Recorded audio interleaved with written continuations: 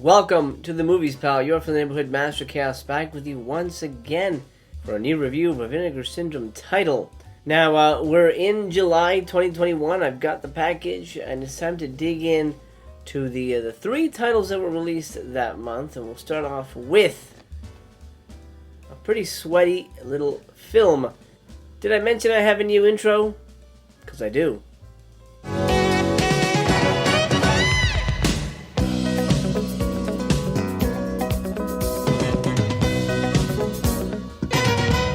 Killer's Delight, aka The Sport Killer from 1978, is essentially a retelling of Ted Bundy's murder spree. Very much an independent production with a new director, first-time director, and a first-time writer. I don't know why this happened this year in 2021, but we got two serial killer creeper van type movies with hitchhiking as one of the main elements in the plot. This is very similar to Hitcher in the Dark, but I like this better than Hitcher in the Dark. I thought Hitcher in the Dark promised a lot and really pulled its punches. It's a pretty boring movie in my estimation, in my opinion. Killer's Delight, while it's not significantly crazier, is a better made movie and delivers the goods sporadically, but it does deliver the goods, and I do consider this a better film than a Hitcher in the Dark.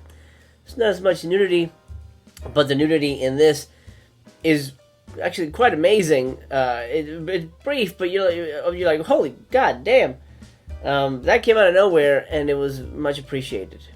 TV character actor John Carlin, who plays our Ted Bundy, travels up and down the Northern California coast, searching for lonely ladies who either need a ride or ladies that he thinks he could give them a ride and hopefully protect them from becoming prostitutes in the future. At least that's his theory. That's his motive for killing. Oh my. He has a very traumatizing experience with his mother, which we don't really go into too much, but we figure out that his motive is he wants to kill these women to preserve their innocence so they don't grow up to be hookers like his mom or something like that. I will say 90% of this movie is a police procedural. So if you hate that, you're probably not going to have much fun with this movie. There's a lot of similarities to a recent release from Criterion, Memories of Murder. If you've seen that movie, that's a way better movie, 100% way better movie. But it has the same feeling as Killer's Delight. There's a focus on James Luisi, the actor. He's the investigating police officer. He's trying to find who's killing these girls, who's leaving these girls strewn all over Northern California. What's going on? Who is responsible? He teams up with another detective from San Francisco, I believe, and he's in some other location. I want to say he's in Los Angeles, but I'm not sure about that because it jumps around different parts of California. Anyway, he's investigating the case, and that is the bulk of the movie. Him going to crime scenes, him interviewing people. For some reason, he's hanging out at this public pool because he thinks, and maybe I missed it, but I don't know why the public pool became so important to him in the plot. But he's in this public pool. He's like, hey, have you seen any creepers? And they're like, oh, no, not really. Then the lady that says that gets abducted and killed.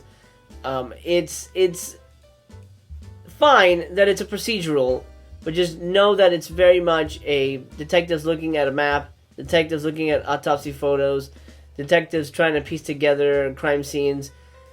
That being said, there are some really tense moments in this film. There's some great sequence where they pin down guys that have a specific van, and they're going through the list, and they track down the guy. I'm not going to go too much into spoilers, but there's some really great actual detective work, and the best part is you can follow along. You can follow along with what's happening, and that's very important for a movie like this. You don't want to be lost. You want to go, okay, I'm a detective. I'm with this dude. Let's catch this creepy guy. Where the fuck is he? And let's stop him before he kills anybody else. That's great. The problem is, if you're going in expecting a super serial killer movie, you're not going to get it. You do get some violence. You don't get any raping, which is nice. You get some nudity. You don't get any blood, really. There's not a lot of bloody violence in this movie, and I feel the movie probably could have benefited from a little more violence in terms of showing how really vicious this dude is. It's very much a mix of Zodiac and Memories of Murder, but if they were made in the 70s. If that makes any sense. I mean, I know Zodiac was set in the 70s, but you know what I mean? Like, if they made those movies back in the 70s, this is the movie you would get. I hate to say this word because I think it's going to prejudice a few people, but it feels like a TV movie. When the credits start up, it just feels like a TV movie. But there's some crazy shit that happens in the opening credits, which I think wouldn't really be in a TV movie. And the finale, I think, is phenomenal. I'm not going to spoil it here, don't worry. I think the finale is really tense and pretty shocking. There's a lot to love about Killer's Delight. But can I recommend it? Can I give you my honest opinion and recommendation? Go out and get Killer's Delight? Hell no, to the no, no, no, hell to the no. I struggle with this because, you know, if you downvote so many things, you get labeled a hater. And I don't think that's fair to call someone a hater if they don't like something. I think a hater is somebody who hates something for no reason. As a film fan, you have to like shit, and you have to love shit, and you have to hate shit, and you have to be, whatever with shit, right? This is kind of a whatever movie for me. I'm going to give it, I'll be nice. I'm going to give it, no, I can't. I'm going to be honest. I'm going to give it 2 stars. I was going to give it 3. I'm going to give it 2 stars. And no, I don't recommend you get it. There's really not much here. If you like police procedurals, if you like true story serial killer kind of movies, apparently this was based on actual events. You know, they say Ted Bundy and Ed Kemper and things like that. Not in the movie, but in the beginning anyway. If you like true story serial killer Ted Bundy-esque type movies, but specifically if you like stuff like Law and Order and SVU and things like that, and I think you're going to get a kick out of this movie. I think that this movie sort of set the template for those type of shows. It's good, not great. It's kind of meh. I mean, that's my honest appraisal of the situation. I'll open this up for you, so you can see what it looks like. The reverse slip is for Sport Killer.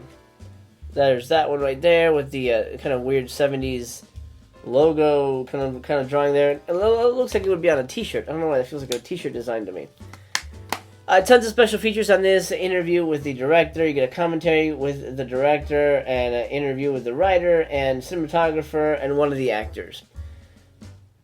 Fine. I guess that would mean more to me if I knew this movie, if I cared about this movie, if I wanted to know more about this movie, but I'll be 100% honest with you, I didn't. It's just I kind of like a whatever movie. The slip is nice. It's a little plain Jane, but I kind of like the black and white aesthetic with the red text. I think that's kind of nice.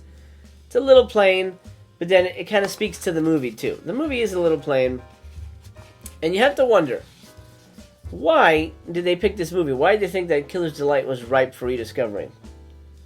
I don't know. I can't answer that for you. I mean, if this is your favorite movie, fantastic. I'm happy for you. But I doubt this is going to be anybody's favorite Vinegar Syndrome release. I'm happy to be mistaken because I want every movie to be appreciated in some way. Every filmmaker wants that.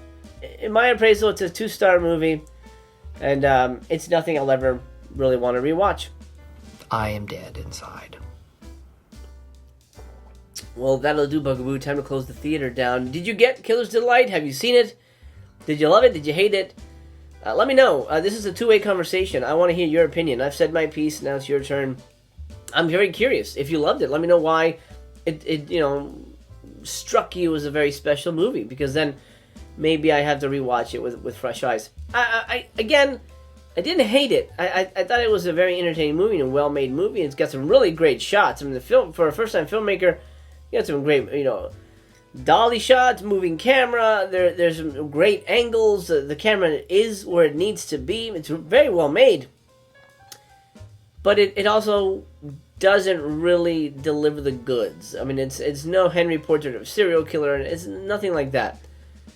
It feels like a TV movie. Calendar Girl Murders. That's what it feels like. If you like Calendar Girl Murders, I think you'll probably like this one. Let's call it a day. It's time to close the theater down.